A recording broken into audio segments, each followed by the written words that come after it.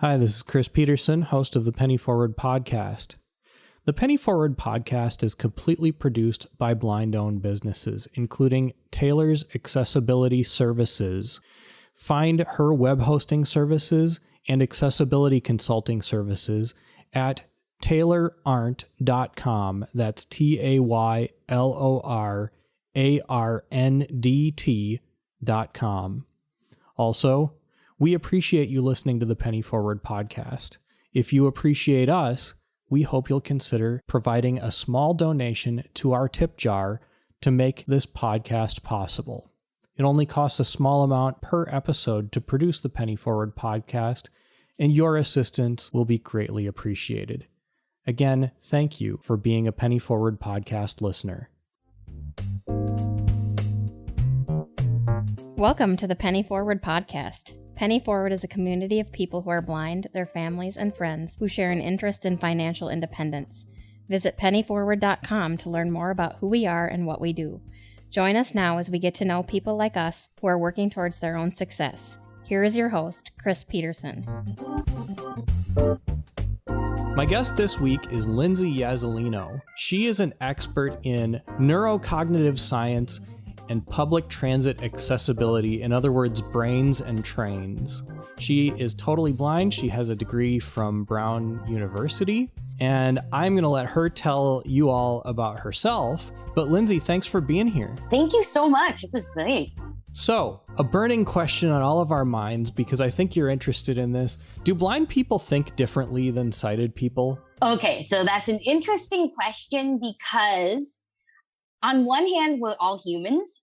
Being blind adds a really interesting component into the mix of all of that because in some ways, because we're blind and because of our experiences, we develop in unique ways. So we perceive things through other senses besides, vision. And also we learn to interpret information that's perceived non-visually. So in that way, you could say there's some differences, but in the sense of were these aliens from outer space that have totally different brains? No, we are not.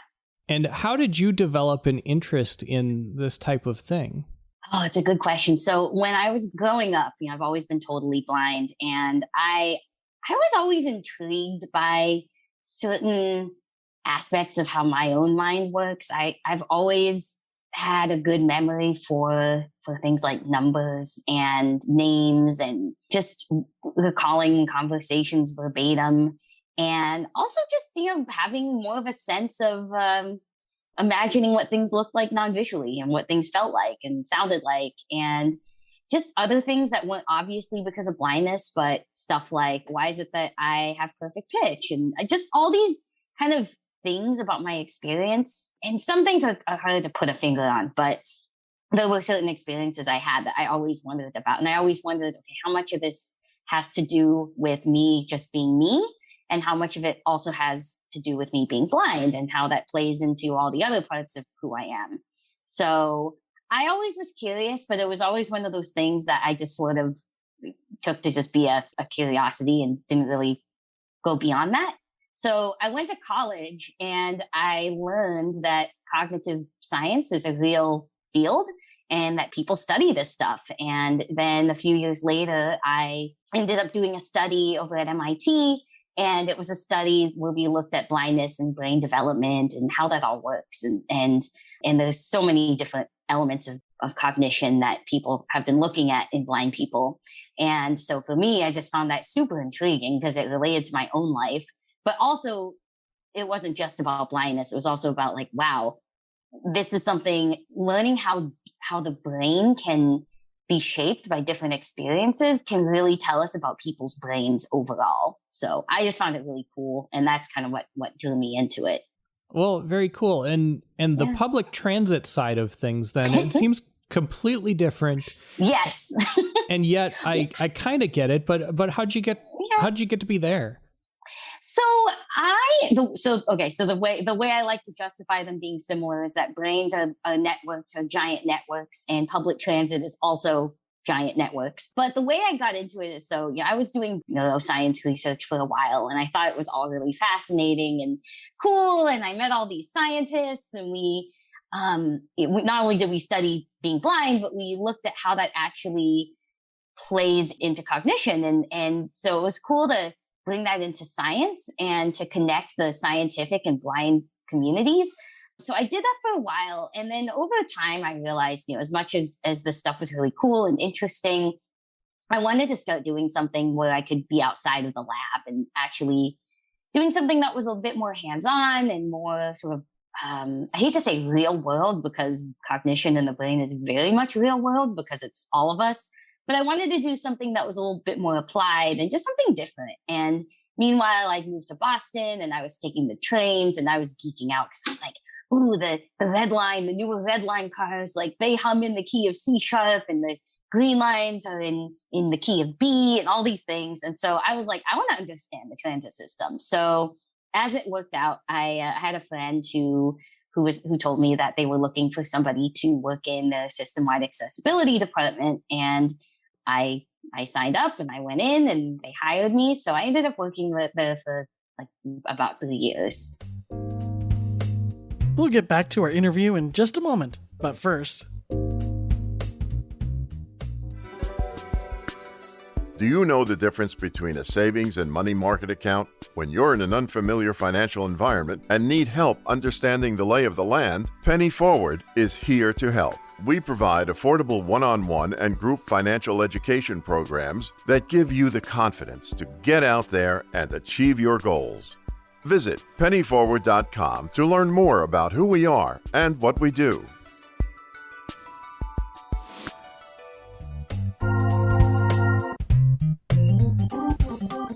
Do you have a short success story you want to share on the air? Leave us a message at 952-856-0313. If you missed that number, you can always find us at pennyforward.com/podcast. Bring that now back to what you're doing now. You're at CVS Health now. Yes. Yeah. So I'm at CVS. I am a non-visual designer and I work in their accessibility department. We work with a bunch of different teams that develop the different websites and mobile apps and all the digital experiences that CVS provides. So I worked at the MBTA, the Boston transit system, for a while. And after I left the MBTA, I decided I wanted to do some consulting work with different companies that make different technology and create all different kinds of experiences, whether it's museum exhibits or art, tactile art. And I'd been doing that for a while anyway, so it just seemed like a natural fit. So I started working with a company called Touch Graphics, and we make all kinds of really fun, cool, tactile museum exhibits and public installations and talking maps and models and all kinds of stuff like that. So I've been working with them for the past few years, and I've also worked with some other technology companies and worked with some artists and scientists and various companies and individuals who are working on interesting products and other projects. And I'm still doing that. I think it's really exciting. I love just developing, like creating things with different people who have all these interesting ideas. And so I did that for a while. And then over time, I realized, okay, so that's really great. But I also wanted to add something that would be stable and, something where it was steady, because I live in Boston and Boston's really expensive. And I wanted to do something where I could continue using my skills and then also make a solid, career. And so I ended up hearing on LinkedIn. I got my LinkedIn together. I totally did a revamp and set it all up and added all the stuff I was doing. And I ended up hearing from CVS Health. And it turns out they were really getting into accessibility and were taking it very seriously and wanted to add more people to their team. So I ended up interviewing with them, and we all clicked really well. And I ended up getting hired. So I've been there for about the past year.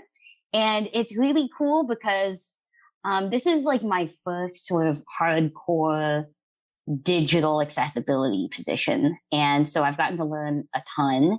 And I also get to use my experience and skills as someone who is really passionate about creating not only accessible experiences, but just really, really cool, interesting experiences, and getting to learn about what all the other designers are working on and what backgrounds they have to bring. So it's been a really interesting experience so far, and I'm still continuing to learn a lot.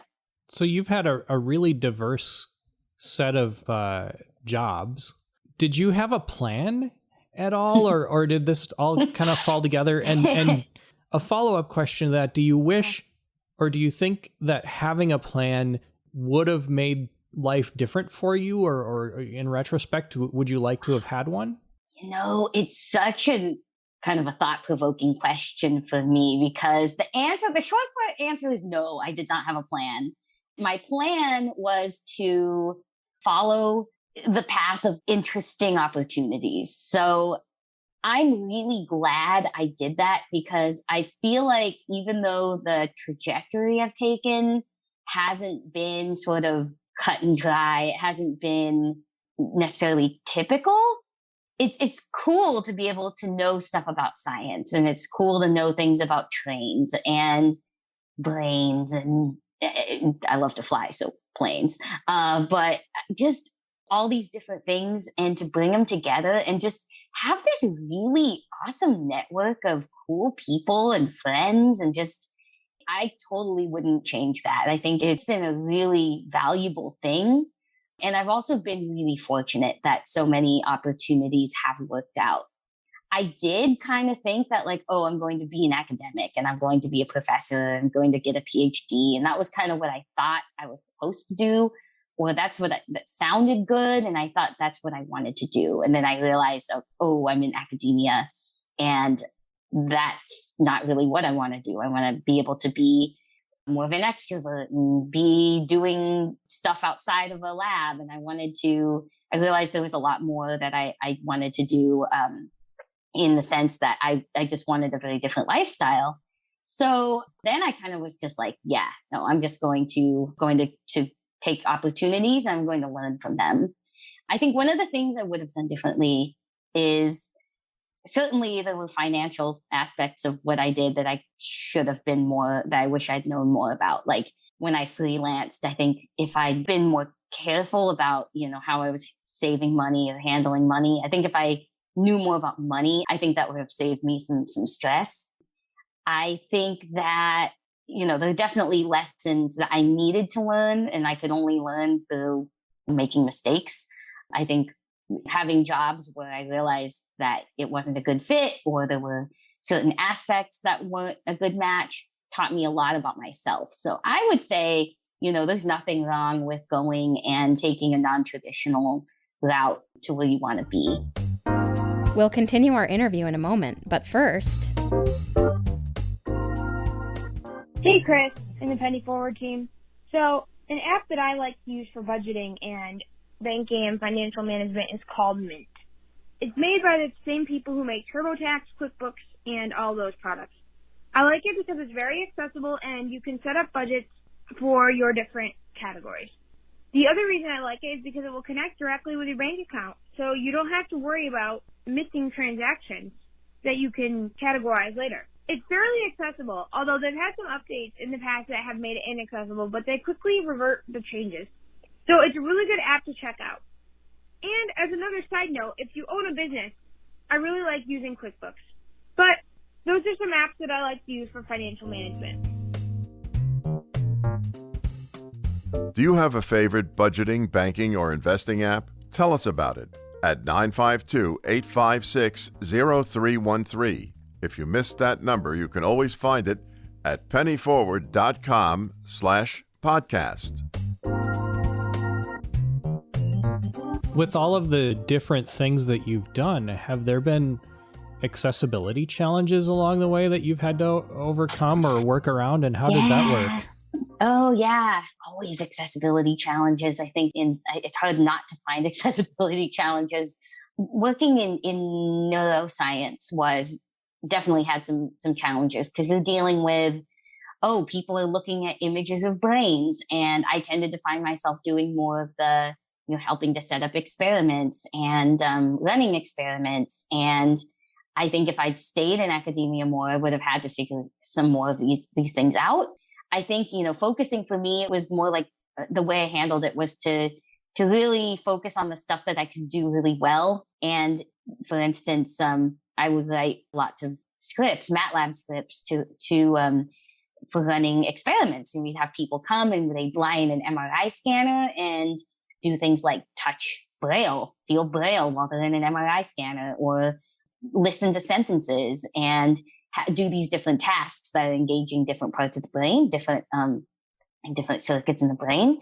So when we did that, I was putting a lot of those scripts together so that when people got into the scanner, they were, they had stuff to do.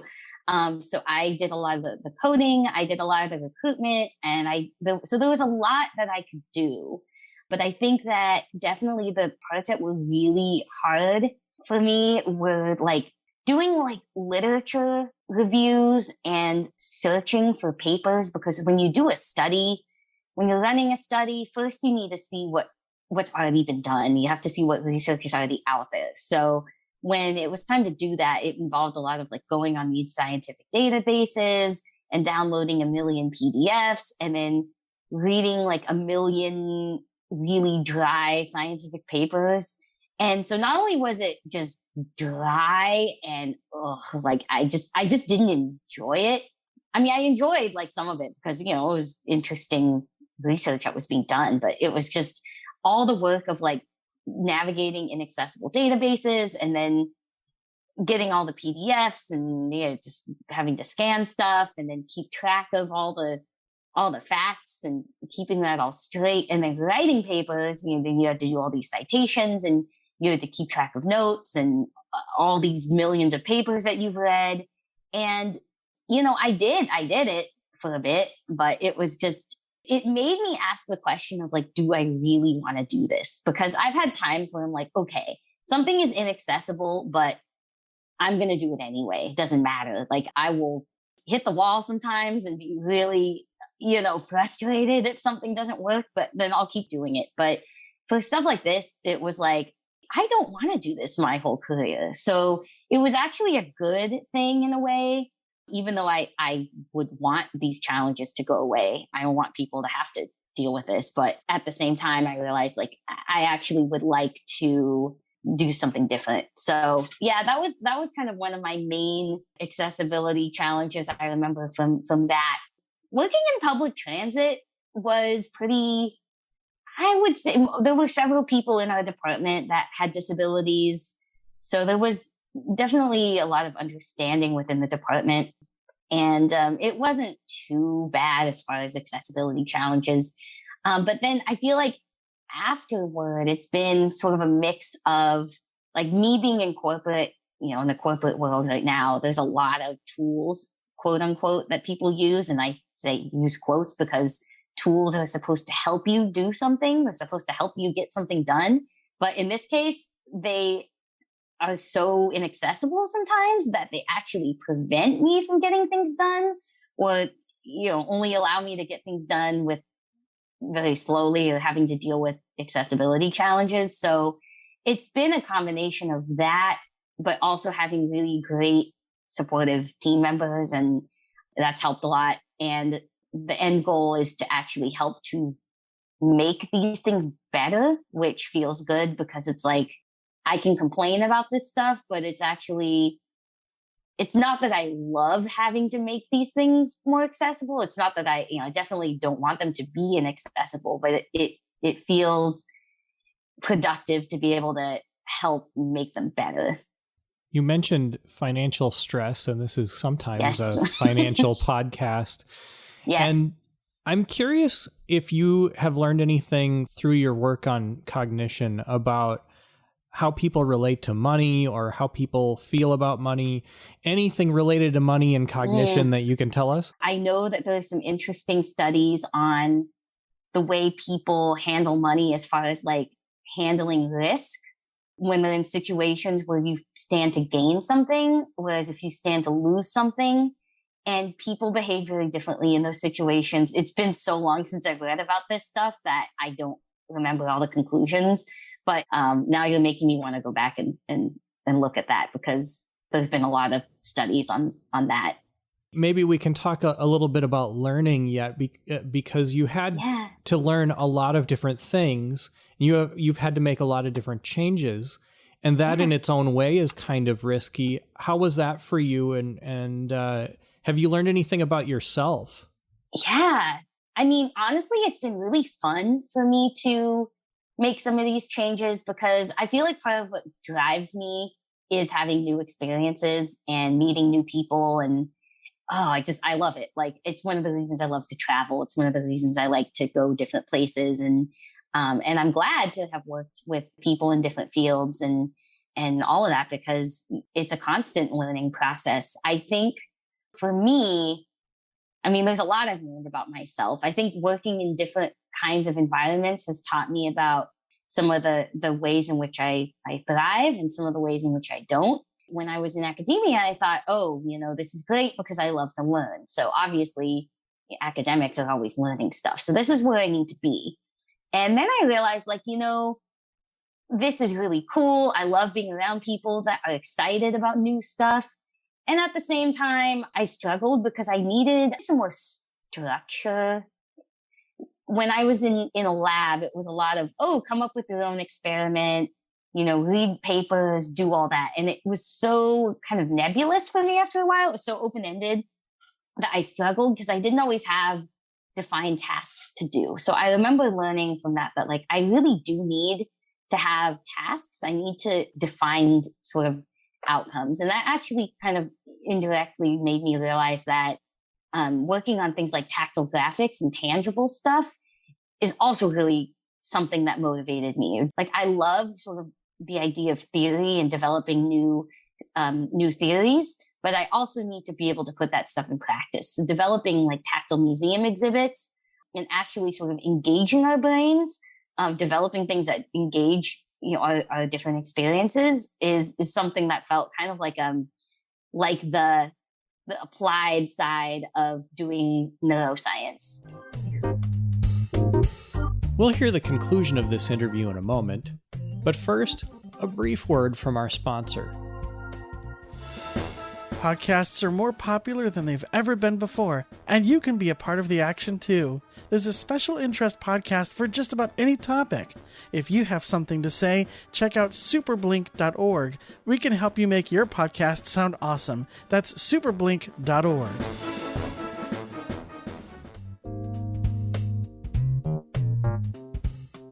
Do you have a tip or trick you've discovered that makes managing your finances easier? Tell us about it at 952-856-0313. If you missed that number, you can always find us at pennyforward.com/podcast.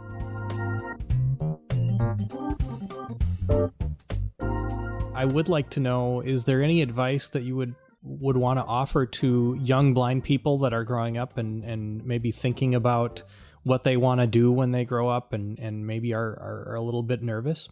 Yeah, I would say get to know a lot of people who have different careers. Meet people, go and do things like internships and going to events and meeting people who are doing all different kinds of things. I think that for me, that was something that was really important. And having an open mind, you might think you want to do something right now and that's awesome. And you decide to pursue it, go for it. And then if something else, if you learn about yourself, if something surprises you, that's totally great too. But I feel like just building the group of people that building your network of people, going to conferences and going to events is really important. I think sometimes it can be easy just to kind of stick with, what's around you. And even if other people your age aren't doing that, it doesn't mean that you can't. I think when I was in college, I went to conferences that a lot of the people there were older than me. They were grad students or professionals. And I feel like that helped me down the road because a lot of the experiences I've had have been built on the experiences I had before and getting to know people and them being like, hey, you know, there's this cool job that just opened up, or hey, you want to come to this dinner, and then you meet more interesting people. So that's like my one big piece of advice that has helped me. Well, that's really good advice. I really appreciate that. We're out of time. Yes. One last thing before we go, though. I have heard that you have memorized pi to a ridiculous amount of digits. Can you give us just a taste of that? Are you sure? Okay. I'll do it. Okay. So 3.141592653589783238462795028841971699. That concludes this episode of the Penny Forward podcast. Penny Forward is a community of people who are blind, their families, and friends who share an interest in financial independence. Join us, and we will work together to avoid financial obstacles and target our goals. To learn more, visit www.pennyforward.com. Until next time, I'm Chris Peterson. Thanks for listening.